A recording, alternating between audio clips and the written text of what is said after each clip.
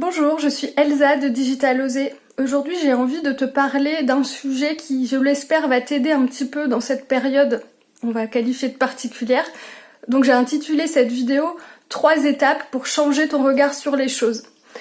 Ce que j'espère, c'est qu'en fait, cette vidéo t'aide à chausser un petit peu tes lunettes roses, tes filtres roses, pour voir avec un petit peu de recul les choses un petit peu différemment, cette période anxiogène un petit peu différemment.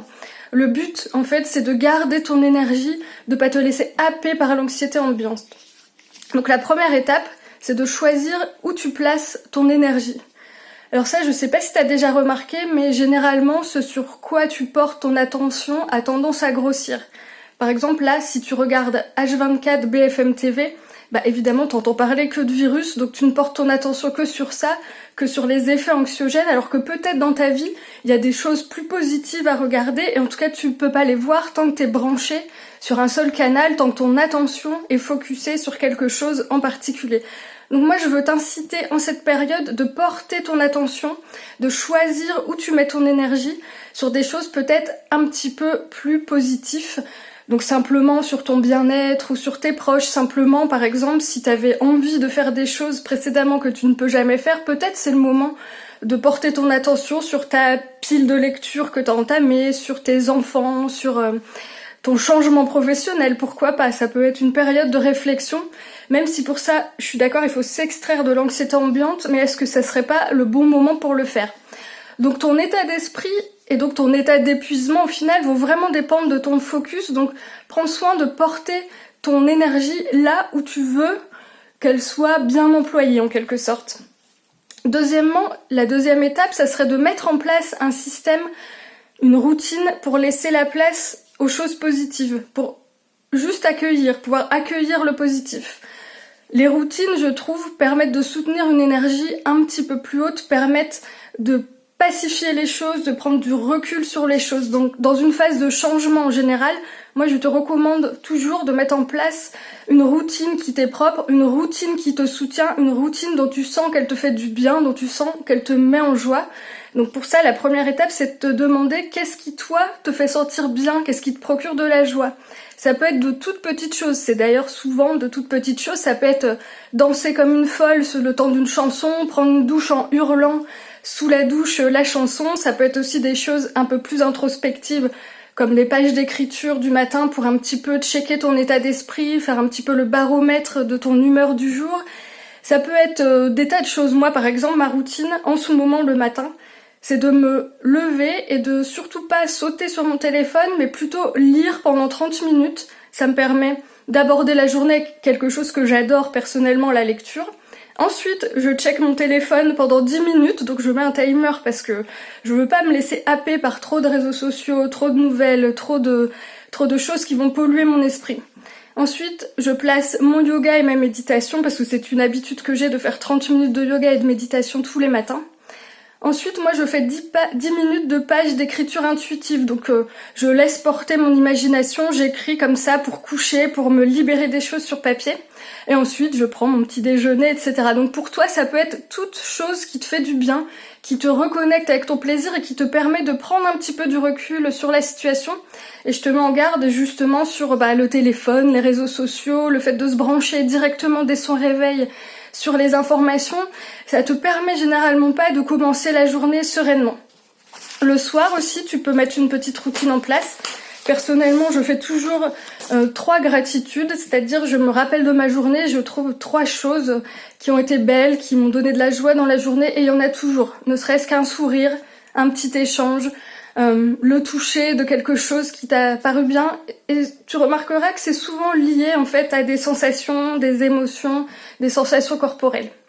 Donc la troisième étape, alors là c'est une étape un peu plus introspective, donc tu es peut-être prête à, justement avec le temps que tu as en plus à la faire.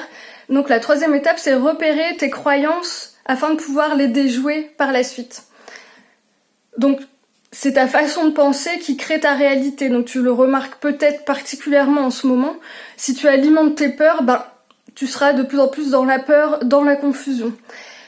Donc là, je te propose d'identifier tes croyances, en fait. Tes croyances générales, peut-être à l'heure actuelle, sur la peur de la mort, les épidémies, des choses peut-être pas forcément positives, mais les croyances vont souvent se nicher dans tes peurs, hein. Donc les croyances pour les identifier, donc c'est un truc qui te revient en boucle en ce moment, quand tu penses à ta situation, à la situation du monde, à la situation de tes enfants, particulièrement en ce moment, il y a peut-être quelque chose qui te tourne en boucle, une phrase qui te tourne en boucle, plus particulièrement que d'habitude. Alors en temps normal, tu peux tout à fait faire ça et je t'encourage à le faire sur tes croyances en général, par exemple sur l'argent, sur le travail. Par exemple, le travail, c'est dur, on doit souffrir au travail, ça c'est une croyance qu'on retrouve très souvent chez la plupart des gens.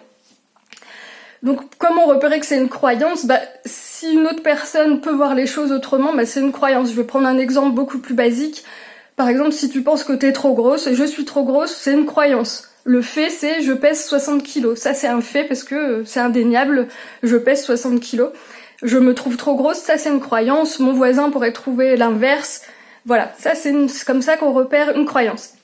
Une fois que tu auras repéré tes croyances, donc simplement en faisant la liste, en te demandant ce qui te tourne en tête, souvent dans cette période, je t'encourage à les déconstruire. Donc repère si tu as des contre-exemples à cette croyance. Je reprends mon exemple un peu tout bête de je suis trop grosse. Par exemple, mon copain me dit qu'il me trouve belle. Donc là, c'est quelqu'un qui propose un contre-exemple à cette croyance je suis trop grosse, par exemple. Observe les émotions que génère cette croyance. Est-ce que ça te permet d'aller de l'avant ou pas ? Par exemple, me dire je suis trop grosse, généralement j'ai un sentiment de tristesse, voire de perte de confiance en moi, et dans ma vie en général, ça va pas me permettre d'aller de l'avant.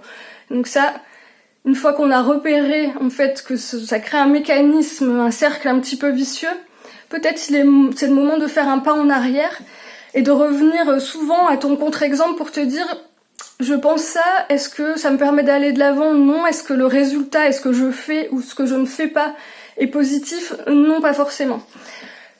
Donc voilà, les croyances, c'est un travail un peu plus introspectif, mais que tu peux faire sur la situation en ce moment ou sur ta vie en général. On a tous des croyances, c'est tout à fait normal, hein, c'est hérité de notre famille, de notre vie, de ce qu'on entend souvent. Donc je t'encourage vraiment à peut-être prendre le temps en ce moment pour les déjouer, pour les déconstruire. Rappelle-toi que dans n'importe quel changement, c'est toi qui peux faire le choix de chausser des lunettes roses ou de chausser des lunettes noires. Donc particulièrement en ce moment, toi, ton état d'esprit, nourrir ton état d'esprit, prendre soin de toi est important. Donc c'est un travail, certes, mais en ce moment, c'est peut-être le bon moment de faire le choix de chausser des lunettes roses ou de chausser des lunettes un peu moins noires, de mettre en place comme ça des petits rituels, des routines, des interrogations qui vont te permettre de passer cette période en chaussant un peu plus souvent tes lunettes roses que tes lunettes noires, en progressant en fait dans ta sérénité. Donc j'espère que tu vas trouver ces ressources en toi et je t'encourage vraiment à le faire en cette période. N'hésite pas à me contacter, à regarder sur mon site, à m'envoyer un petit message si tu as besoin d'un petit peu de soutien en cette période. Je serai ravie en fait de t'entendre et de te répondre et je te souhaite vraiment une excellente journée et restez chez vous.